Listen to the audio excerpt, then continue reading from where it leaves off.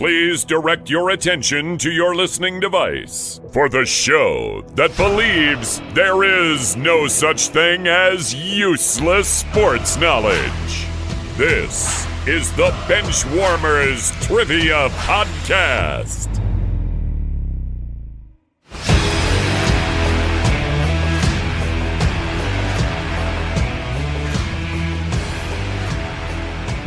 Hello, everyone, and welcome to the Benchwarmers Trivia Podcast, sports trivia for those of us that rode the pine.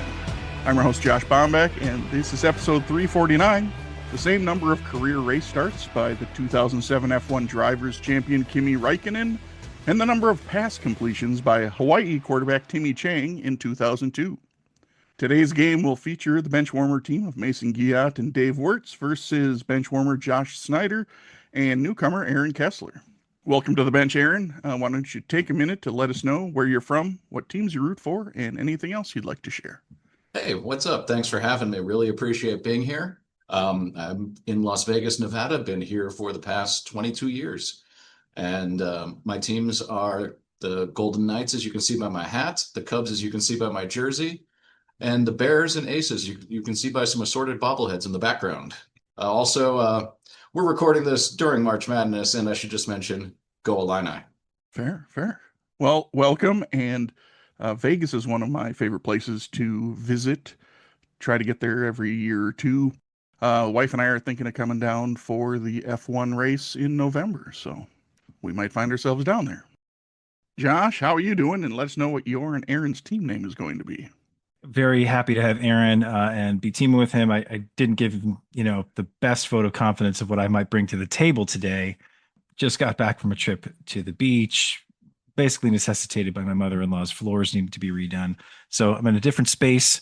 I'm not really sure, but you know what? Maybe we're just going to kill today, Aaron. I don't know how it's going to go. And maybe this is just going to be like us shooting threes in the tourney, putting all of them up and making all of them. Just like a certain team did a couple days ago. Of course, this is going to be, very old by the time that this all airs. But for our team name today, we decided to do a little bit of trolling of our Wisconsin opponent here. And we decided to say that we are well past our high point. Well, this is going to be fun because Dave, Mason, let us know how you're doing and what your guys' team name is. I'll go first because Dave will get to talk about the team name. My weekend feels like it's been a game of Mad Libs where you just fill in the blanks of things you weren't expecting to happen. So my son got invited to a birthday party at Chuck E. Cheese's, and he's 2, so he doesn't really understand a whole lot of how the games work part of it. And so he first thought it would be a good idea to go to the Deal or No Deal game, the one where all the cases move around, because he likes pressing buttons.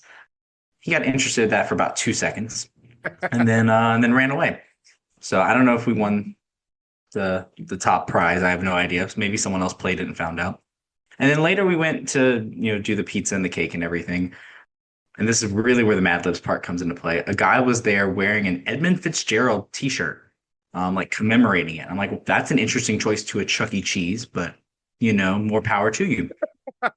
So that was my weekend. All right. Yeah, Mad Libs. I told you. Interesting. Yeah, it's been a week over here. We've had an odd existence over here in my household. My wife just got exposed to COVID earlier in the week, so we've been kind of separated. And then earlier in the week for myself, I was told to go get checked for MRSA, and I thought, oh, this is great. This is going to be fun. So we're having fun, and we're just waiting for whatever the day brings us at this point. All clear on my end. I'm just going to be living in an attic for the next couple of days just to be safe. But yeah, and somehow this wasn't even the worst thing that happened this week. So we wanted to roll with that. And it's great that Josh, Aaron, you're able to celebrate such a fantastic smattering and smacking of the tail of the Wisconsin Badgers. Greg Gard, you can go fall in a ditch somewhere. And yeah, that's exactly how I feel. So Mason and I, we discussed this, and Mason came up with the great team name, that your high point was my low point. Wow. Who would have thought? I didn't come up with that. I don't know why he's lying. Mason, that's all you.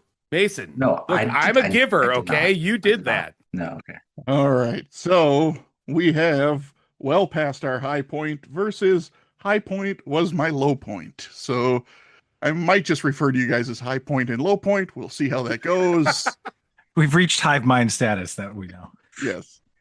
All right. Well, with that, since we have the team names, let's kick it over to Benchwarmer Emeritus Dan for the rules.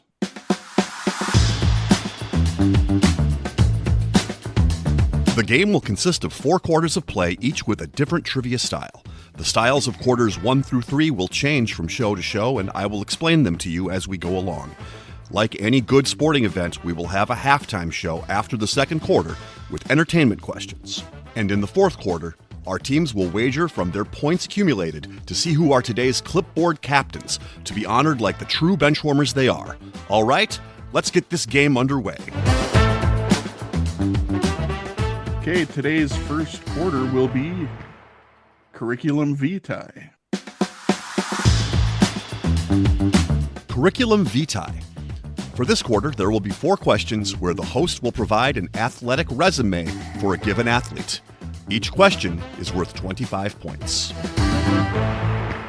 CV number 1, Utah Jazz, 2005 to 2011. Basitkis, I guess. I'm not exactly sure how you say that, but that's 2011. New Jersey/Brooklyn Nets, 2011 to 2015. Dallas Mavericks, 2015 to 2017. Cleveland Cavaliers, 2017. He was on the NBA All-Rookie First Team. He was a 2-time All-NBA Second Teamer and a 3-time NBA All-Star. We could check in. All right, high point was my low point is checked in, so well past our high point, you guys can talk it out. Okay, so an NBA one to start us off. Never like to see that. All right. So you're saying Besiktas, however you say it, is Besiktas is a Turkish club. okay. But I had the wrong guy. That's definitely not the correct answer. This is probably a European, though. I just don't know who will be on the Jazz. It's not the right years for Kirilenko, is it? I don't think he was in the league that long. And I For 12 years? watch a lot of NBA. I don't know if he was ever on the Nets. If Kirilenko was ever on the Nets, I like it. But otherwise, I have nothing. I really don't either. And I feel like I'm already failing you and living up to my promise here that I would suck. The All-Stars and the rookie team makes sense, though, and the All-NBA second team. He was pretty good for a while. Did the Cavs make the finals in 2017? They did, Couldn't tell you. right? I'm pretty sure that was one of the years they made the final. They won it in 2016. So if you think about their championship, well, their runner-up roster, the first year that like Durant was on the Warriors, I'm trying to think of somebody who would have been there. Oh, wait a second. Is this what's his name? Guard with the stupid hairline. Why can't I think of his name? You saw Uncut Gems, right? This is where I'm going at this one. Hated that movie. I worked in the industry for too long. It's Deron Williams. Darren Williams? Darren Williams, I'm pretty sure. Oh, is this might, yeah, because he was on the Mavericks, because he has the Nowitzki truck story. Right. I think you're exactly right. And 2005 is right, because that's the year Illinois went to the finals. And they're trying to play towards the new guest. So yeah, this is Darren Williams. Oh my God, how did we get that? Okay. That took way too long. Thank you for giving us the time. Darren Williams, checking it in. All right, and high point was my low point. What did you guys have for an answer? Both sent the same thing at the same time. And yeah, that 2017 team for the Cavs had a lot of just random old guys that were on the bench then, like Richard Jefferson, Kyle Korver, Channing Frye. So like a bunch of weird old veterans that were all together.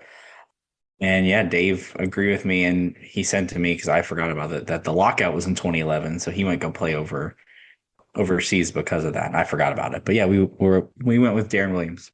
Fun fact, they retired his number there because he dropped like 50, 60 points. Dave, what are you doing to me? Oh, sorry. Jeez. So much for flavor text. All right. Both teams are getting their points. Correct answer is Darren Williams. Williams played a total of 15 games in Turkey during the 2011 NBA lockout, and yes, his number 8 jersey was retired in a farewell ceremony before his last game. So that's probably the quickest anybody got a jersey retired, playing 15 games. Anyway, let's move on to CV number 2. Philadelphia Phillies, 1965 to 1966. Chicago Cubs, 1966 to 1973. Texas Rangers, 1974 to 1975. Boston Red Sox, 1976 to 1977. Texas Rangers again, 1978 to 1981. And again, the Chicago Cubs, 1982 to 1983. He was an NL Cy Young Award winner and a 3-time All-Star. We can check in. Well past our high point has checked in, so high point was our low point. You guys can talk it out. Yeah, Mason, I was getting right in that same headspace. Fergie Jenkins, my first thought, because long Cubs career, 60s, 70s, and then even came back. That fits, and I don't know couldn't tell you all the teams they played for, but that seems to be reasonable time frame wise. Played for a lot. There's a lot of really fun facts, but I won't say them just in case it's any flavored text at all. Yeah, I feel good about that. Let's check it in. All right, and well past our high point, what do you guys have for an answer? Well, I hope this wasn't in your flavor text, Josh, but Fergie Jenkins was once at a roulette table and didn't want to be bothered to meet me. So that I did not have. I did not have that in my flavor text. Oh, I was waiting for him to be like, "Damn it, Aaron!" We've got Fergie Jenkins as well. All right, well, both teams are getting their points. Correct answer is Fergie Jenkins. Jenkins played basketball in the offseason for the Harlem Globetrotters from 1967 to 1969 and became the first Canadian to be inducted into the National Baseball Hall of Fame in 1991. Was that what you were going to tell there, Dave? That's exactly what I was going to say. Yep. The Globetrotter thing too, or just the Hall of Fame? The Hall of Fame one. That's the one I do remember. I have a good Canadian friend that never shuts up about anything Canadian athlete. And she was talking about Fergie Jenkins a couple months ago, so I do remember this. And he was the only until Larry Walker was inducted a few years back. Okay, let's move on to CV number 3. Arizona Cardinals, 1996 to 2000. Tampa Bay Buccaneers, 2001 to 2006. Denver Broncos, 2007. Indianapolis Colts, 2007. New York Sentinels, 2009. NFL Defensive Rookie of the Year, 3-time All-Pro and Pro Bowler, and a Super Bowl champion. Yeah, we'll check in. Well, past our high point is checked in. High point was my low point. You guys can talk it out. Yeah, Mason, I was feeling it once I got to the defensive part. I always forget to turn back and look at the actual CV list. That helps so much more than thinking about it. But yeah, I'm feeling pretty good on Simeon Rice. Yeah, that makes sense. And for some reason, I glossed over the Buccaneers, and I was like, when would he have won the Super Bowl? I was like, Colts was not 07, technically. And I was like, okay. He won it up for the New York Sentinels. Yeah, we'll check in with United football legend Simeon Rice. All right, and we'll pass our high point. What do you guys have for an answer? My friend actually had UFL season tickets for the Las Vegas Locomotives on the 50-yard line. And we sat in front of many visiting players' parents, which was great when we turned around and saw Denzel Washington. But this was Simeon Rice is what we give as well. Yes, both teams will be getting points. Correct answer is Simeon Rice. Rice was the second fastest player to achieve 100 career sacks behind Reggie White. After football, Rice began a career in the entertainment industry. He started his own hip-hop/R&B record label named Lucid Dream Entertainment, and as a 2009 graduate of the New York Film Academy, Rice premiered his first short film as a director, When I Was King, 2 days before Super Bowl 45, and his first feature-length film as a director, Unsullied, was released on August 28th, 2015. Direct to video. I'm just glad that Josh expounded when he said he went into the entertainment industry, because that could go any number of directions. Indeed. Yeah, I thought I'd be a little more specific than just leave it at that. All right, good job, teams. We're starting off really well. Let's finish off with CV number 4. UFC 1993 to 1996. WWF 1997 to 1999. Pride FC 2000 to 2002 and 2005. TNA 2002 and 2004. UFC again from 2002 to 2006. Impact Wrestling 2019 to 2021. And Battleground Championship Wrestling 2022. A UFC Super Fight Champion, WWF Intercontinental Champion, WWF Tag Team Champion with Big Boss Man, NWA World Heavyweight Champion, UFC Hall of Fame, Impact Hall of Fame, WWE Hall of Fame. Oh, we can check in. Yeah. Okay. Should we do a 3, 2, 1 on this one? Sure. Yeah, let's do it. All right. 3, 2, 1. Ken Shamrock. Both teams will be getting their points. Correct answer is Ken Shamrock. I'm going through piles because I was trying to answer this by holding up a Ken Shamrock autographed card. And there it is, which is too far down in the stack. Nice. Does it have a small pile of white powder on it? No, I think I got it all. Sealed. Well, Shamrock was the star of a low-budget martial arts film in 1997 called Champions alongside Danny Trejo. Directed by Simeon Rice. I mean, it's probably not really possible. That's a little early for Simeon Rice. Yeah. He just graduated film school like 10 years ago. Well, after the first quarter, both teams got all the questions right, so it is 100 to 100. We wanted to let you know that we are on Patreon if you'd be interested in supporting us financially.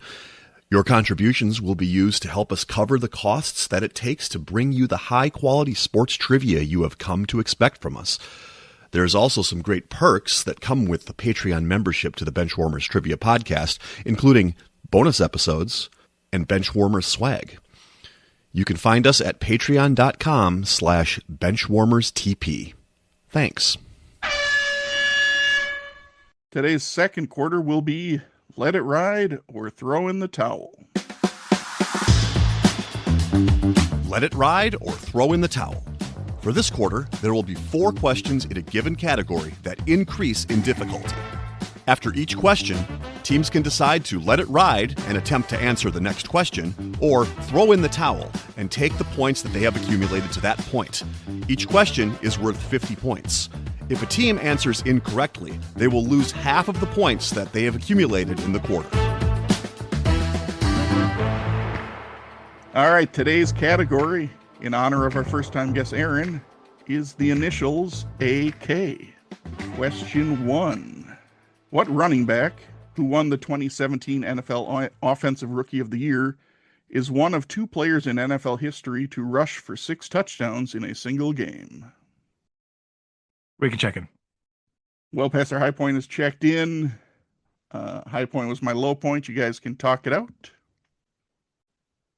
Mom, Mason, it's all you. I wonder who this could be. No, it's not like this was on Christmas Day, where it was a wonderful Christmas present to watch. Alvin Kamara scored 6 touchdowns. I forgot who the other guy is. It's some old guy from like the 50s that did it with a really weird name. I don't remember it, but yeah. Ernie Nevers. Sure. I thought it was Nevers with a K? Ernie with an A? Why do I bother writing flavor text? Yeah, you just time. Sorry. you just It wasn't me this time. Anyway. It wasn't me this time. Anyway, we'll check in with now backup running back, Alvin Kamara. All right, and well, Pastor High Point, what did you guys have? We also have Alvin Kamara. Josh, go on. Oh, I just missed that There's one. probably more flavor text. Not really. I just was picturing Alvin the chipmunk riding a Camaro and saying, "Why am I a backup now?" To Simeon and Theodore. Okay, that's all I got. It's not very helpful. All right, well, both teams are getting their points because the correct answer is Alvin Kamara. Kamara did accomplish the feat on Christmas Day 2020 against the Vikings. Merry Christmas to me. Well, one time the Saints do something good against the Vikings. Every other time is usually disastrous. That is fair. Well, I mean, you guys did win a game Well, to go on and win a Super Bowl, so that's the other one, sure. That also worked out pretty well. And yes, he tied the all-time league record set by Ernie Nevers of the Chicago Cardinals, but it wasn't the 50s. It was 1929. Oh, it's even older. There you go. David was at that game. Okay, well, now the question is, and I'm first going to ask, high point was my low point. Are you guys going to let it ride or throw in the towel? Oh, we have to, Mason. We have to let it ride. He was besmirching Wisconsin basketball. We do that by ourselves. And well past our high point. Oh, you guys going to let it ride or are you going to throw in the towel? Oh, we're gonna let it ride. We definitely discussed this in the chat, and I did not just make a decision. Executive. Come on. This guy's from Vegas. What are we thinking? Let's go. All right. Moving on to question 2. What forward, who was named to 3 NBA all-defensive teams during his 13-year career, was the first Russian-born player to be selected in the first round of an NBA draft in 1999? Oh, boy. We could check in. Sorry, I made an executive decision there for our team. Well, Pastor High Point is checked in, and I'm not surprised. High Point was my low point. You guys can talk it out. I mean, we preloaded this before we even started. Not only with their team, but I said it to Mason earlier. It's got to be Kirilenko, right? Yeah, I mean, that's one of the first ones I thought of, and yeah, we definitely didn't mention him in the first quarter in any sort of way whatsoever. But yeah, that's not. I love when that happens. I love that. All right, we'll check in. All right, and well, Pastor High Point, your answer was? Yes, the aforementioned cool guy, Andrei Kirilenko. Both teams are getting their points, and yes, he was previously mentioned in the first quarter, Andrei Kirilenko. Kirilenko is nicknamed AK-47 in reference to his initials, the jersey number he wore, and the AK-47 rifle. Coincidentally, Kirilenko was born in the city of Ijevsk. Thank you. Ijevsk in the former Soviet Union, where the weapon was first manufactured. I thought that was an interesting nugget. Yes. Ijevsk. If he was a net, not a nugget. Okay. All right. This time, well past our high point. You guys gonna let it ride or throw in the towel? I think we got to keep going, right? Absolutely. Here we go. Low point, you guys? I have at least one more in my head. I'm hoping it shows up. If they do, we do. All right. Moving on to question 3. What American professional golfer won the Live Golf Adelaide tournament in February 2026, almost 16 years after his last professional victory? We'll check in. Well, Pastor High Point is checked in, so High Point was my low point. You guys can talk it out. I'm trying to think of a golfer with those initials. It's Kim. Okay. What the hell is his first name? Sure, I recognize that as a golfer, but that's a very generic last name, so I don't know how much it's going to help. Yeah, but I think it's kind of a generic first name too. It's not like anything super crazy. A generic first name starting with A. Anthony. That works for me. Alvin. That sounds Alfred. right. Anthony sounds right. Anthony Kim. I know we're going off the AK. Josh, can we just check in with Kim? The only time that you ever have to check in full names is pre and post game. All right. We don't have that today, so. Even if you give us initials, I mean, come on. Okay. A Kim. Go with that. A Kim. It's A Kim. Some Kim. All right, we'll check in with Kim. All right. If I had forced you to give a first name, what would have you given?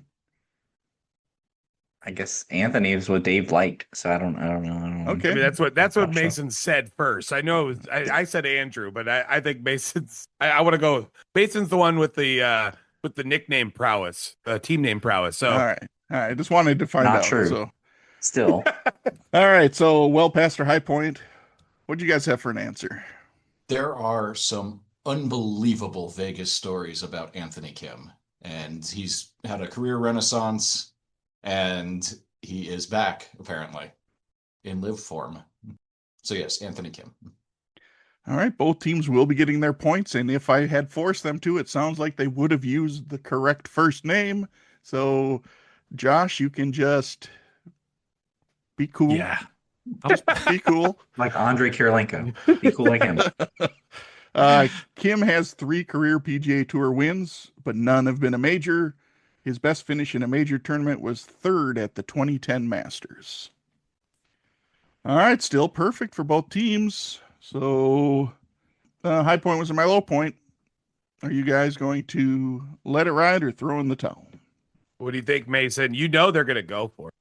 I mean, I'm fine going one more. I'm going to play with fictional points anyway. What's Yeah. Fine. Let's do it. Sure. Let's go one more. Hopefully this is something we can get to. Hopefully. All right, well past our high point. You guys going to let it ride or throw in the towel? Points are a fake construct constructed by big points to sell more points. So I think we can risk it. I agree. What do you think? Shall we go for it? Absolutely. Even though all I had past the first 2 was Anthony Kiedis from the Red Hot Chili Peppers. At least that was half right, as you said.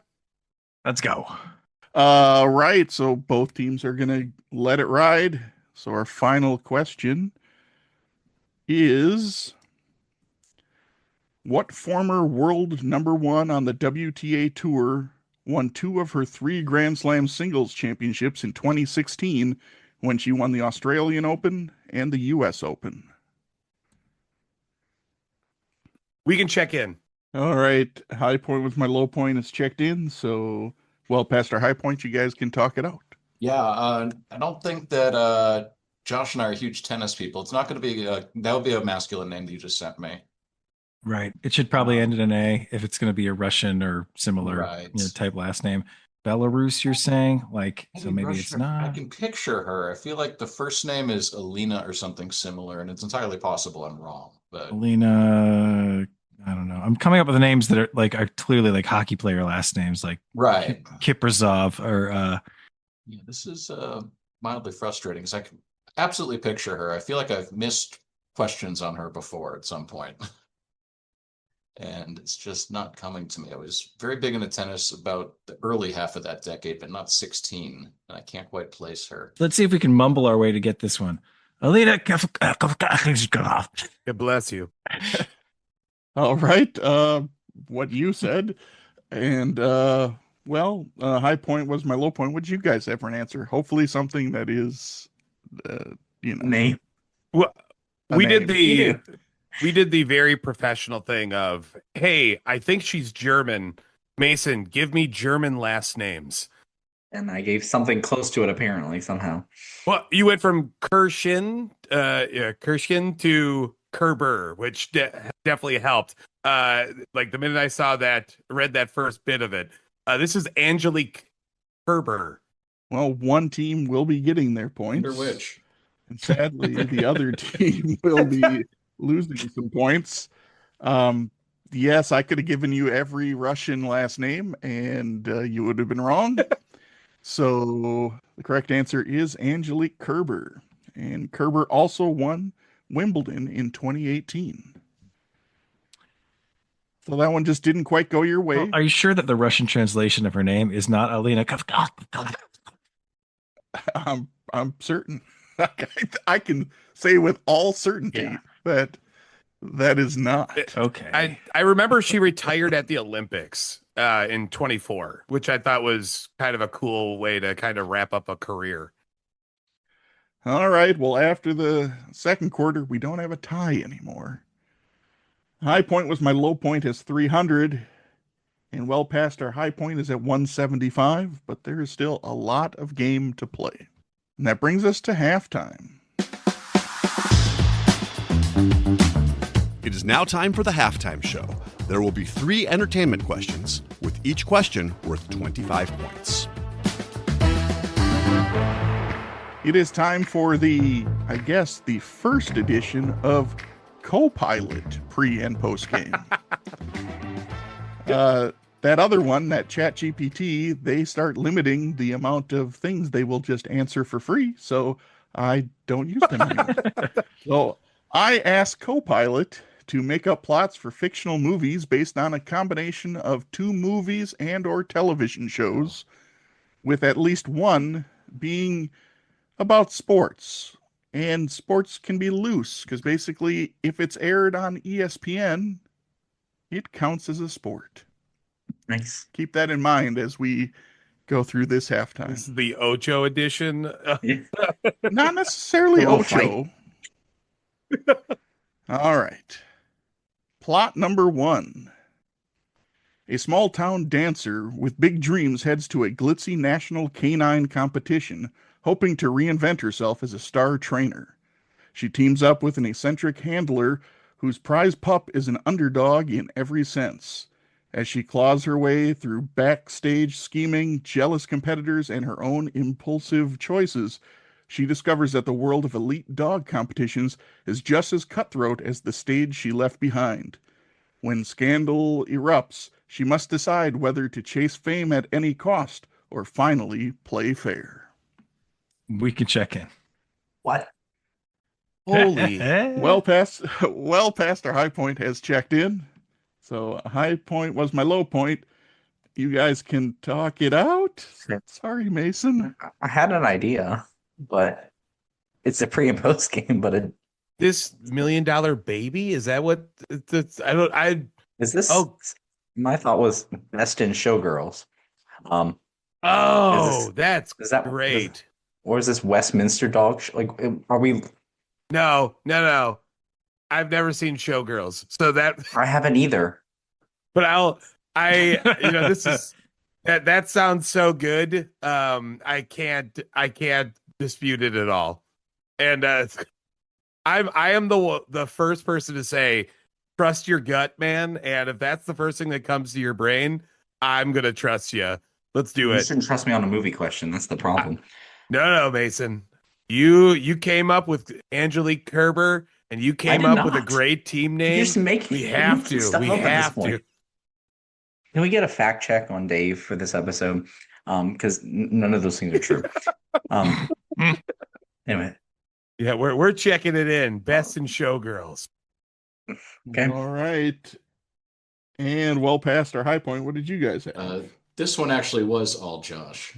So okay. I'll let him give it thought Yeah, process. I think we both started on Flashdance, and I was really trying to make something work with that too. But then the more Yes. I read of this text, it just got trashier and trashier. And I haven't seen the whole movie, but I knew enough of it to know enough of it, and then to think about dogs. And I was just, we ended up on Best in Show, which is, I think, one of the better Christopher Guest movies. I tend to really enjoy that one. Great. And Showgirls, which, Kyle MacLachlan was great in that. So your answer is? Best in Showgirls. Both teams will be getting points. The correct answer, and Mason got it, is Best in Showgirls. There's no flavor text for these because they don't exist. Then it's much better than Must Love Dog the Bounty Hunter. That's great. All right, because yes, the dog shows have been shown on ESPN, so dog shows count. Sorry, dog shows count. It wasn't the competitive stripping that was what's been shown on There's nothing in the rules that said a dog show can't be on I ESPN. don't think it's been on ESPN. I don't think. Just saying.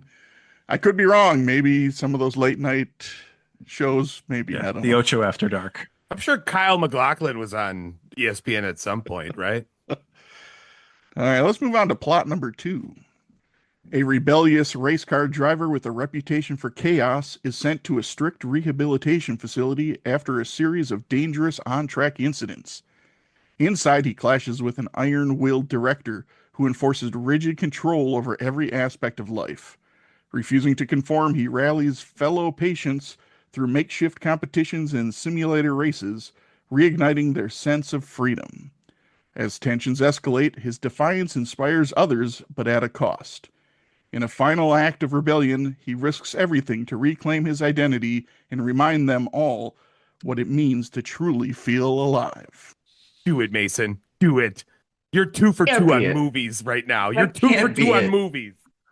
Well, I don't believe that's it. Oh no, we're doing it. We said trust the gut. Now you cannot fight me on any of this anymore. You came up with Angelique Kerber, came up with a great team name, and now you came up with this answer too. You are 2 for 2 on movie questions. Go. I haven't gotten it right yet, but we'll go and check We in. can check in. Y'all are talking out for too long. Oh! We're gonna bogart your Oh. check-in. All right, well past our high point has checked in. So high point was my low point. You guys can let me know what you're thinking. Oh, go ahead. I'm gonna put myself on mute so Mason can talk this out. Awesome.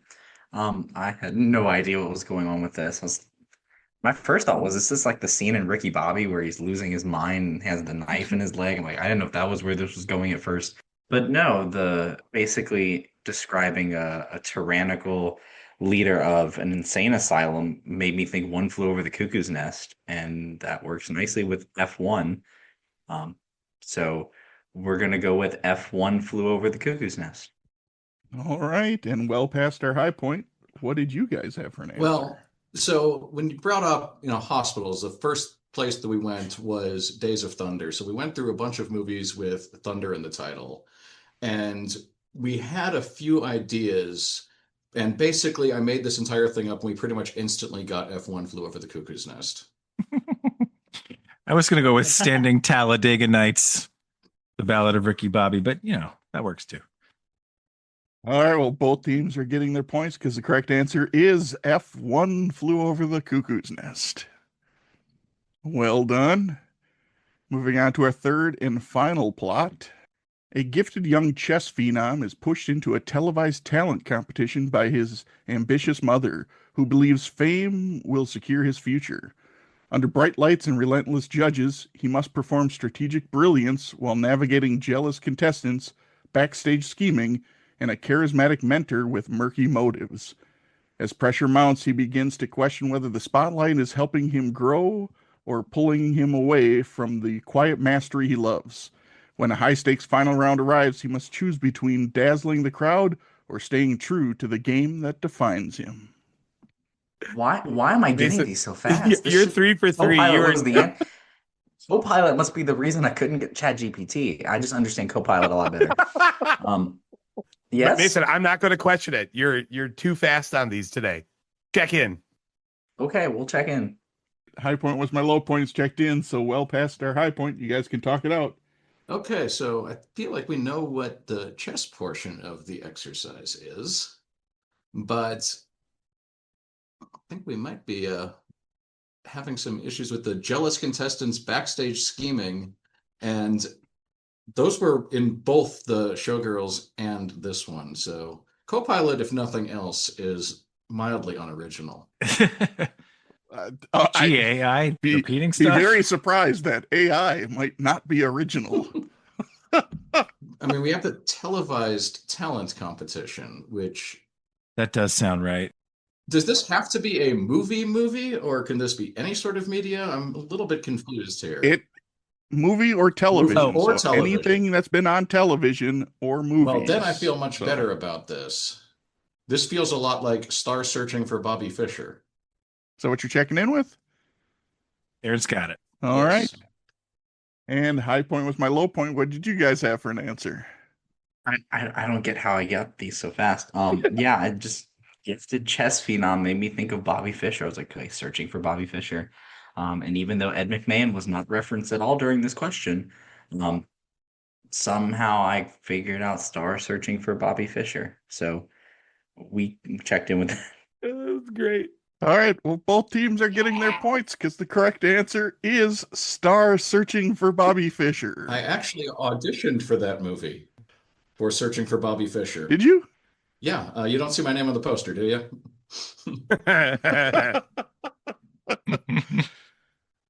I don't think so. This is a real wheelhouse game, then. I'm blown away that Mason got 3 movie and television halftime questions Quickly before quickly. That was You know really how a impressive. mid-major will have this random white dude that can just shoot threes, right? And nobody's ever heard of him, and Oh my nowhere God. just starts shooting threes. Your low Apparently that's me point tonight. is your high point today. Yeah, but hey, more Copilot. Yep, go ahead. Take more Copilot halftime questions, please. Whatever is going on there. Wow. I don't know. I did like that, even though Ed McMahon wasn't referenced, I knew that it was just like, yeah, if Ed McMahon is mentioned, Mason's got it. So, Yeah, bro. so Aaron almost got tripped up a little bit on the fact that it fills in a story between the two things. Yeah, it does. Yeah. Eventually you keyed on the right things about televised talent competition. That was the chunk you needed. All of the unoriginal backstage junk, that was just it. Yeah, it was being unoriginal from its previous plot.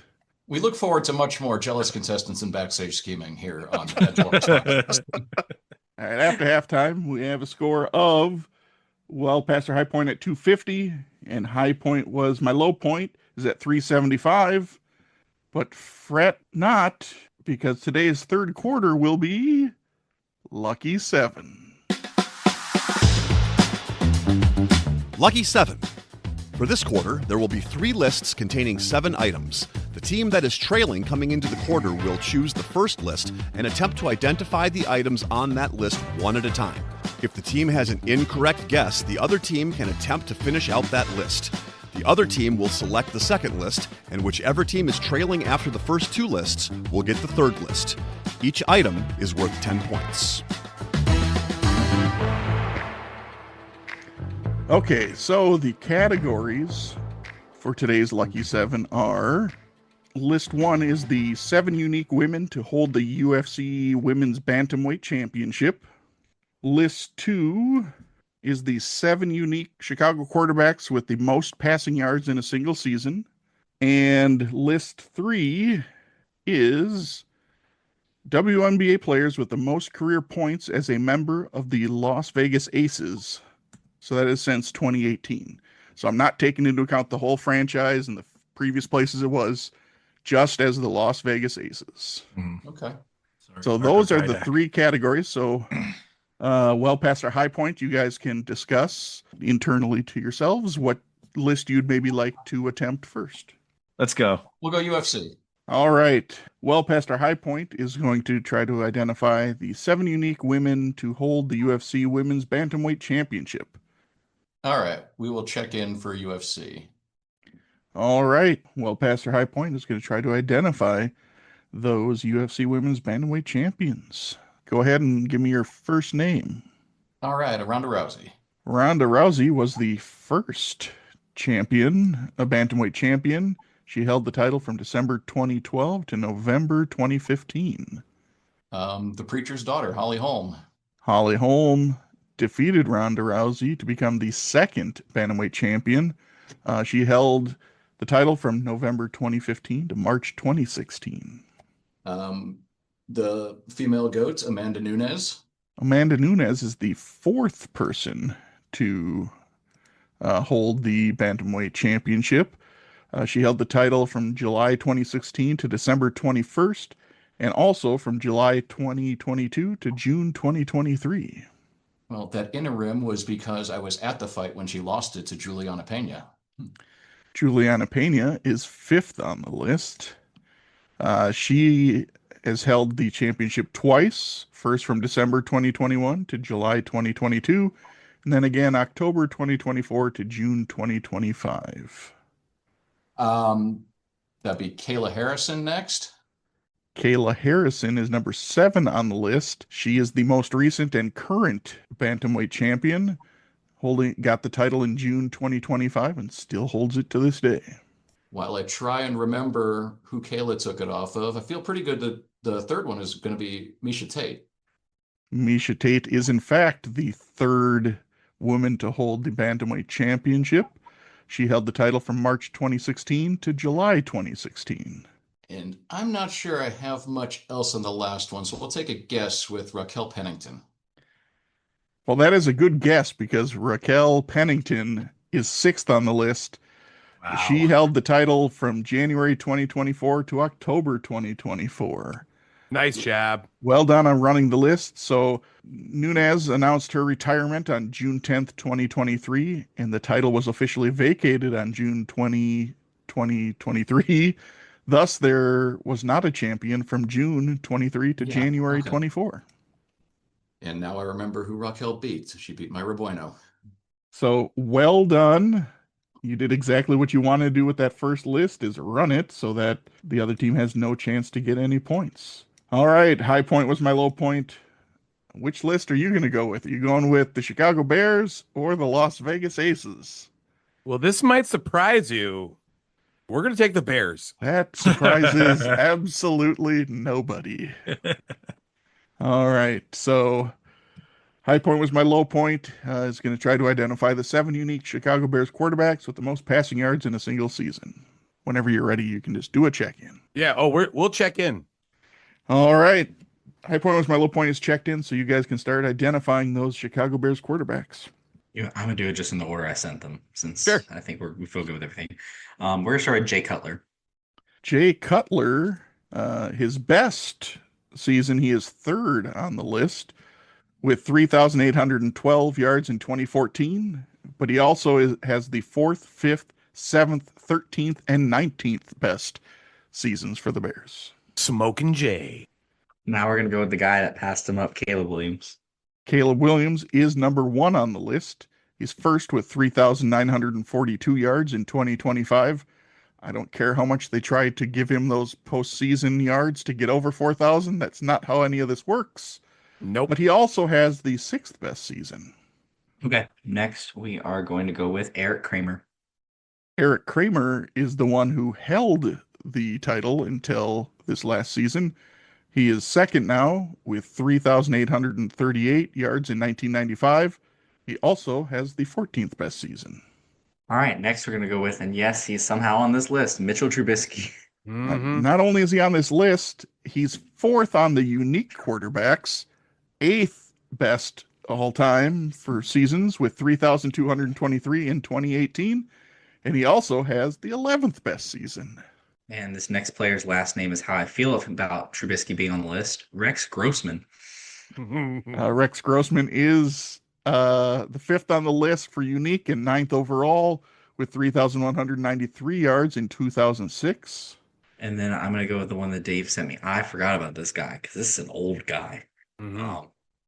He was slinging the ball back in the day, in the 60s. We're going to go with Billy Wade. Billy Wade, 6th on this list, 10th overall, 3,172 yards in 1962. All right, and then this is the one I didn't feel really good about, but Dave felt good with me going with it. So we're going to go with Jim Harbaugh. Jim Harbaugh is 7th on the list with the 12th best season, 3,121 yards in 1991. And so well done, you guys. Not surprising to many, ran that list. I think the only one that was a real question mark there was the Billy Wade, if you were going to be able to come up with that. Josh, we have seen that list so many times being in the NFC North. Come on, you should be able to get the top 10. Following these 7, you have Kyle Orton, who had the 15th best season, Sid Luckman, who had the 16th best season, Johnny Lujack from 1949 had the 17th best season, Rudy Bukic had the 18th best season in 1965, and a guy who really shouldn't be in the top 20, Justin Fields, the 20th best season in 2023 with 2,562 yards. That's ridiculous. That's number 20. So Aaron, your Bears just have not had the greatest run of quarterbacks. Oh, I'm aware, but we have one now. Don't worry. Justin Fields is starting quarterback now. What are you talking about? You've won a Super Bowl, so I can't rip on you too much because my Vikings haven't. Even though they've had numerous 4,000-yard passers, but that really is irrelevant if you never win the big one. All right, so well past our high point, since you guys are still trailing coming into this third list, you get to try to identify the WNBA players with the most points, career points as a Las Vegas Ace. So yeah, take some time whenever you're ready. Just go ahead and check in. Okay. You want to just roll with that? Yeah, let's go for it. All right, we'll check in. All right. Well past our high point is checked in and is going to try to identify those Las Vegas Aces. So go ahead and start with your list. All right. We'll start off with the second female goat of the round, Asia Wilson. Asia Wilson, number one with a bullet with 5,719 career points with the Las Vegas Aces. All right. We miss her very much, but Kelsey Plum is on the list. Kelsey Plum is on the list. She's third with 3,103 points. Let's go with the point guard, Chelsea Gray. Chelsea Gray is fourth on the list with 2,172 points. Yet another number one draft pick, Jackie Young. Jackie Young is number two on the list with 3,412 points. The woman of my dreams, Liz Cambage. Liz Cambage is number seven on the list with 866 points. All right, now it gets a little tenuous. Let's take a shot with Tamara Young. Tamara Young, unfortunately, is number 8 on the list with 507 career points for the Aces. So that leaves 2 spots, the 5th and the 6th.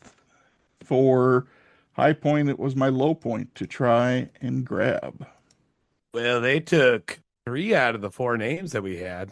So I guess we have to go with that one because I wouldn't know anything else better. We'll go with the last one you have. Again, this is just me going off of names. She may even have Silver Stars type, but I don't think so. I don't know WNBA all that well. But we have Derica Hamby as a potential. Derica Hamby is number 5 on the list. Woo! With 1,554 points with the Aces. So the other one that I was typing out, I think it's Kayla McBride. I don't know what you want me to say about that. Just go for it. Fine. I'll say Kayla McBride. Sure. Kayla McBride, Lynx legend, is number 6 on this list with 1,291 points for the Aces. She might have one of the fastest 3-point shots in basketball. Like, she catches the ball and it's barely touched her fingers and it's off and going into the bucket. So I like Kayla McBride quite a bit as a Lynx fan. So do we need one more? I don't. No, that's it. Okay, good. Thank God. We just missed 2. Really a completionist. Oh. I mean, seriously. After that, and by the way, once again, this went from 5,719 down to 866 for the top 7. Yeah. Which number 8 went down to 507. Then we have Alicia Clark, who had 500. Jewel Lloyd, 491. Racuna Williams, 477. Kirsten Bell, 322. Angel McCautry, 317. Tiffany Hayes, 313. And Dana Evans, 291. So I'm guessing some of those are probably newer players to the team or to the league and will probably work their way up. But boy, it's really striking for those you got the top 4 who are all over 2,000. We are not known for our depth. Wait, Kristen Bell played for the Aces? Like, she's really a multi-talented performer. Seriously. Kirsten Bell. She was a first rounder about 4 or 5 years ago and has accumulated those 300 and some points over that time span. All right. Well, after the third quarter, we have the following scores. We have high point was my low point is at 465, and making up some ground well past our high point is at 370. And that brings us to the fourth quarter. The fourth quarter, known as Put Your Fours Up.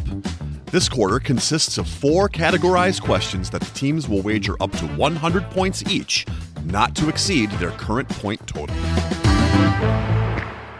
Categories for today are as follows.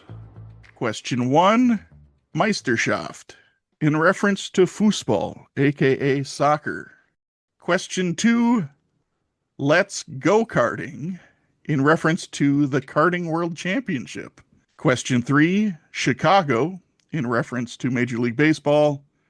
And question 4, Vegas, in reference to the NHL.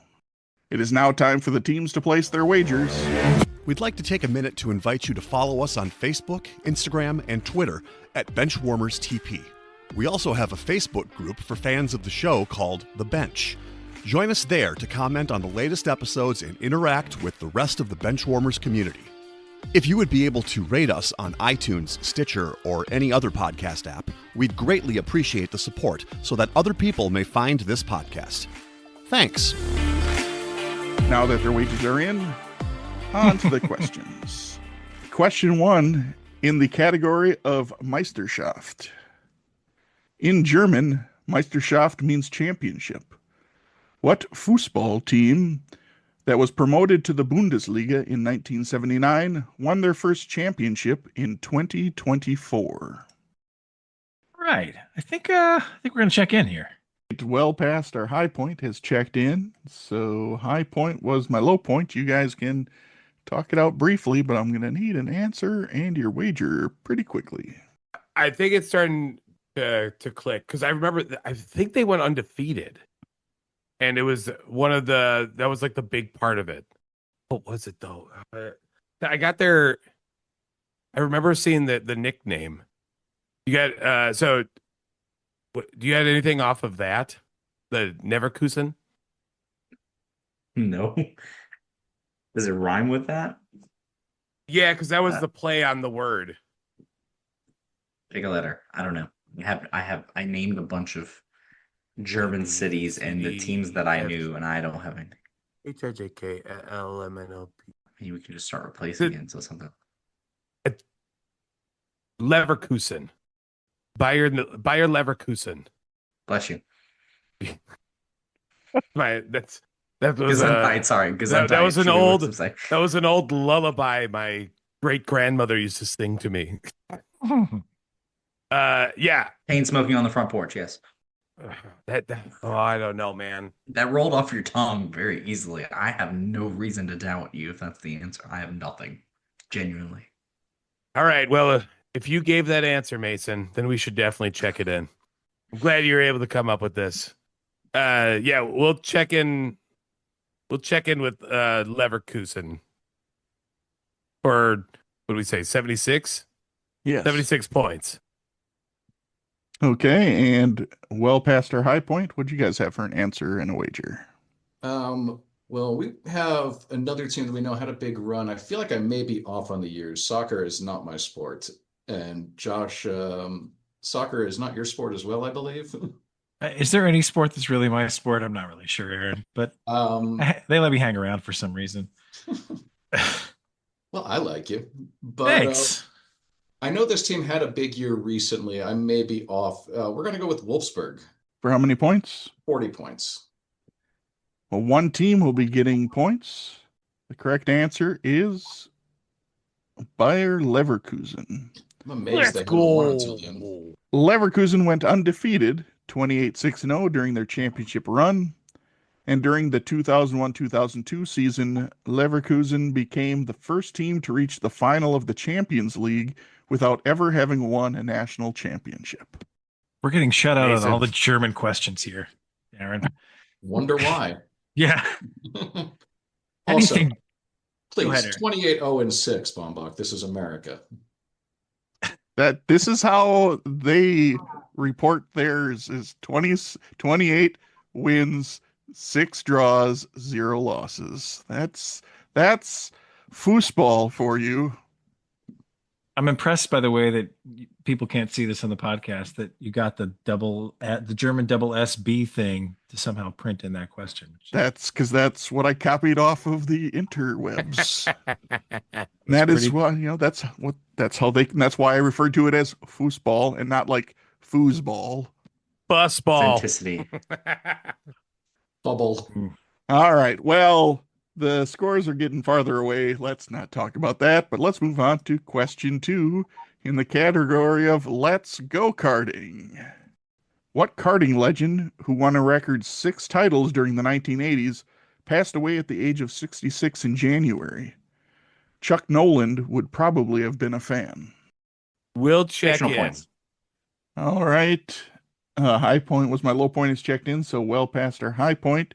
You guys can talk it out. You got a couple of minutes here. If you, Well, we've got some scintillating filler for you here, given I our know, knowledge of right? these subjects. First of all, Chuck Norris did die at the age of 66. He'd made death sit in the corner for 20 years until he finally F decided he was that. ready to go. FTG. Okay, Let's move anyway. on from that. I'm thoroughly confused why, but anyway.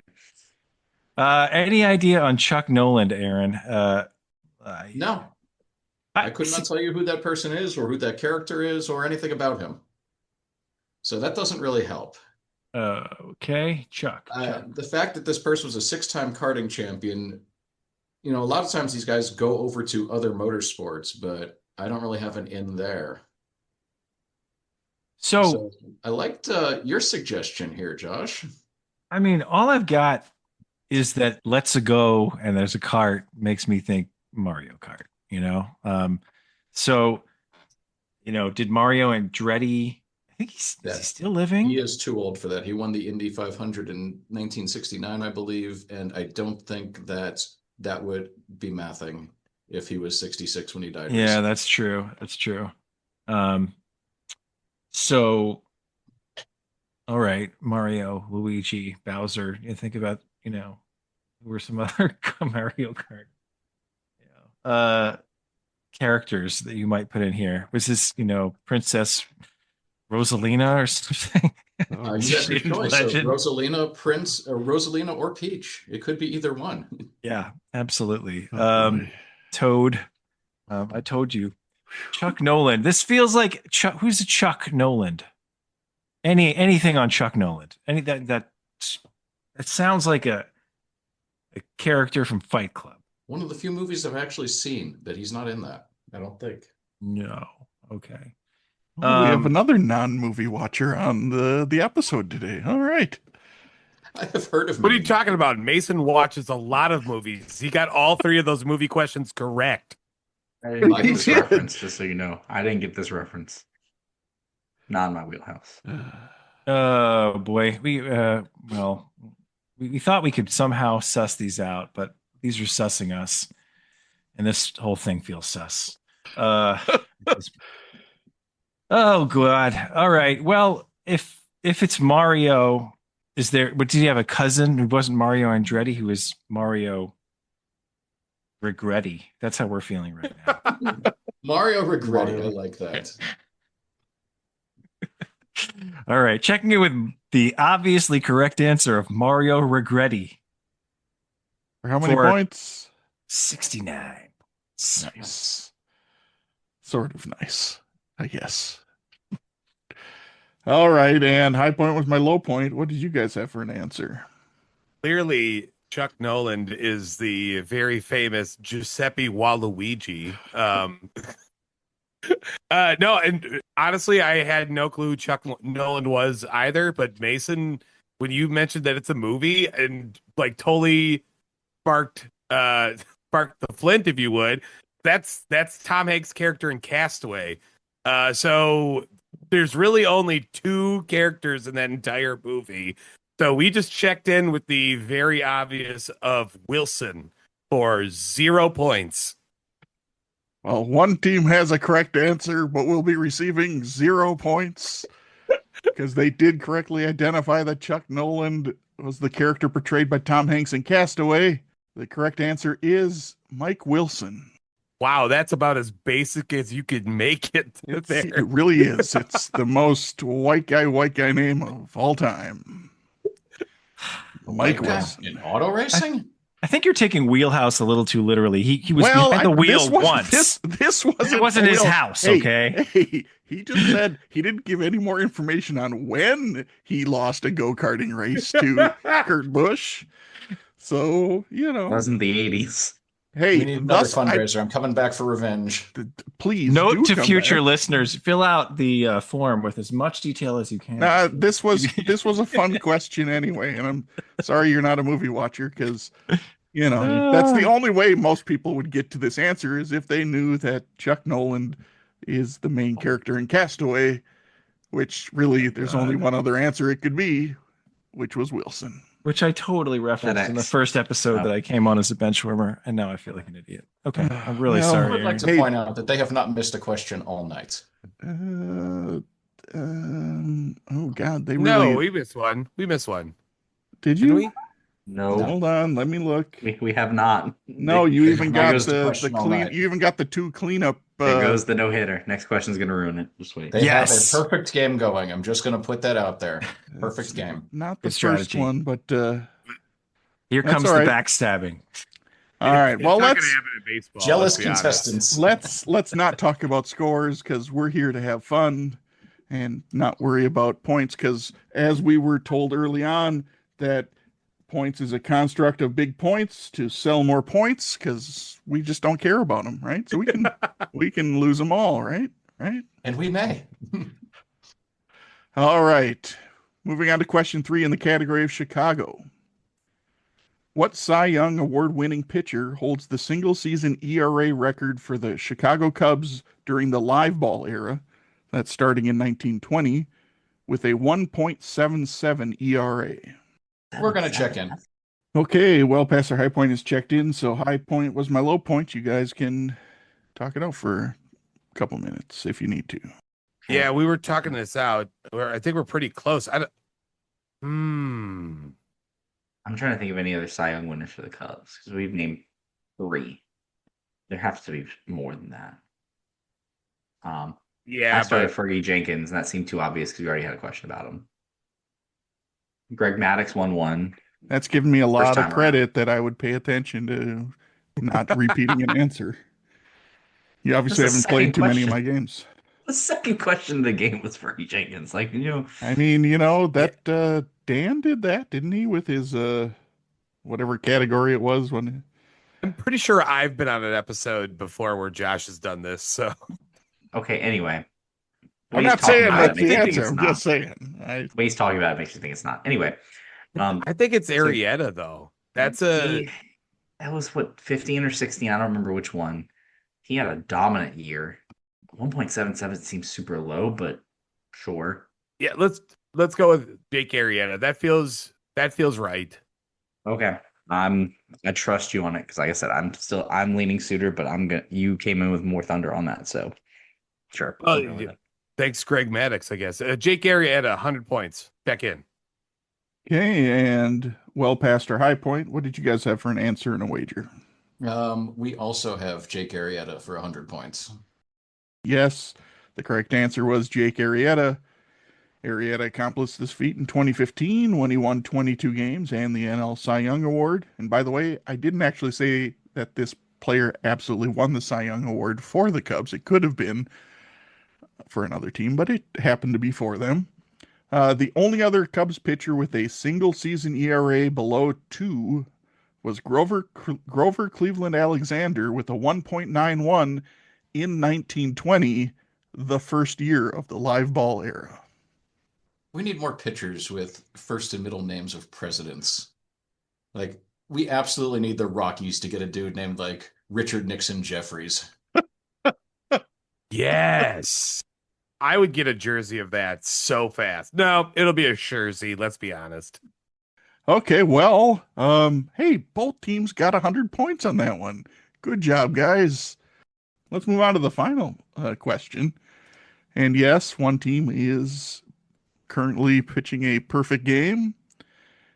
And if they indeed do get this one, that just makes it very tough to beat a team that doesn't get a question wrong.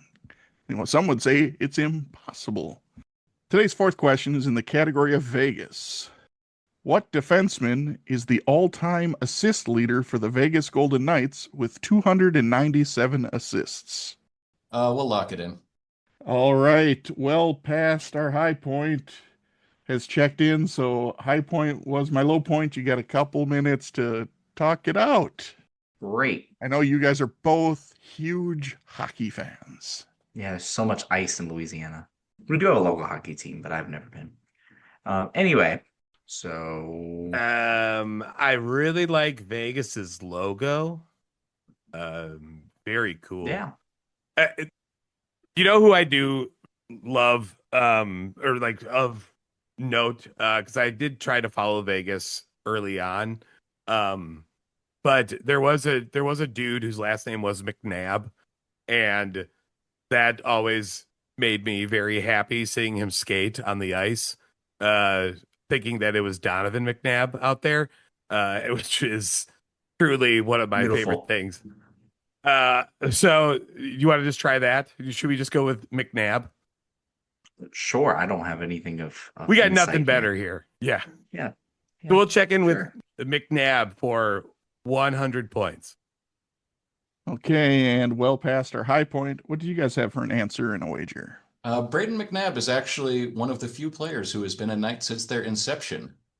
The only other ones left are him and William Karlsson, who is still on the roster. And then the answer to this question, which I have to credit myself here for giving you a chance to complete the loop, Bohmbach, because we've had Alvin Kamara, we've had Simeon Rice, and we're going to complete the triad with Shea Theodore. Oh, that's awesome. That's awesome. Josh tried to get me to do the voice, and it was not happening. Next time, the Chipettes. Wow, that obviously came through yeah, I planned that. I totally planned it. Totally. How many points did you wager on that?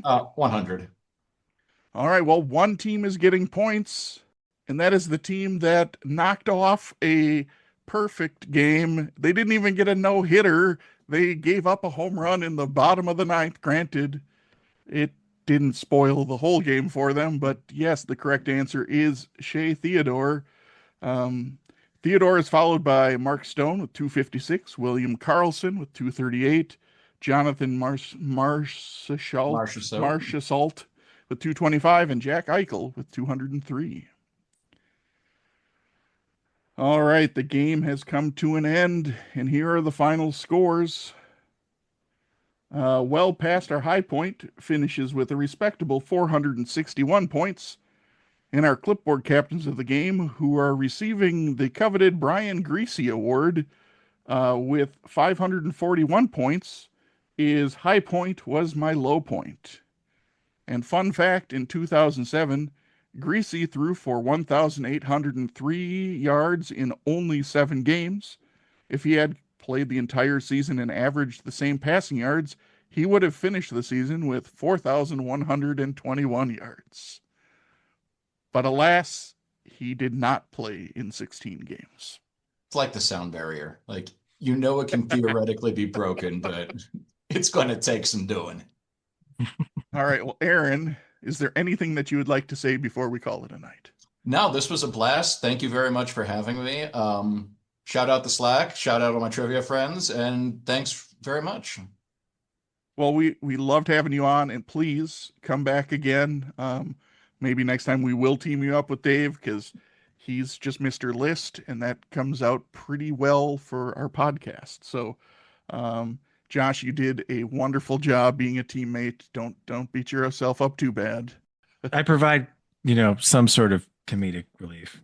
You were great. Yeah, thanks. It was fun. Josh, you did great. Aaron, you did awesome too. We got Darren Williams. That was great. I thought you were moving far away from it, and I'm like, oh no, think closer to your wheelhouse. Don't stray away. So you're right. It's got to be a European I'm guy. like, oh no, it's not a European guy. Please. He was European for 15 games. What are you talking about? That is true. That is true. And he got his jersey retired. Is Turkey in Europe? I don't know. I do believe it is. Yes. Half of Just it. like Darren Williams is partially European, yes. All right. Well, once Part again, of Darren Williams. Aaron, thank you for joining us tonight. And on behalf of Mason, Dave, Josh Snyder, and myself, Josh Bohmbach, we'd like to say thanks for listening to the Benchwarmers Trivia Podcast. And until next time, we'll keep the bench warm.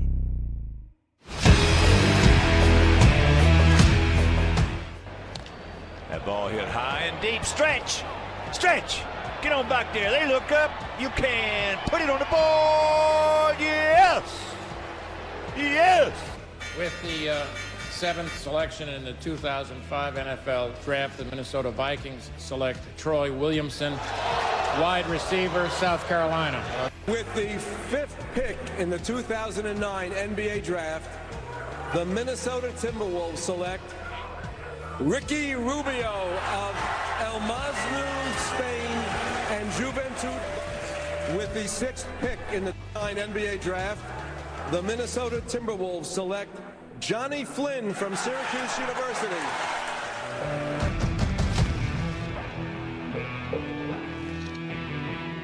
Want more trivia? Follow us at Benchwarmers TP on all social platforms for more sports facts and trivia. That's at Benchwarmers TP.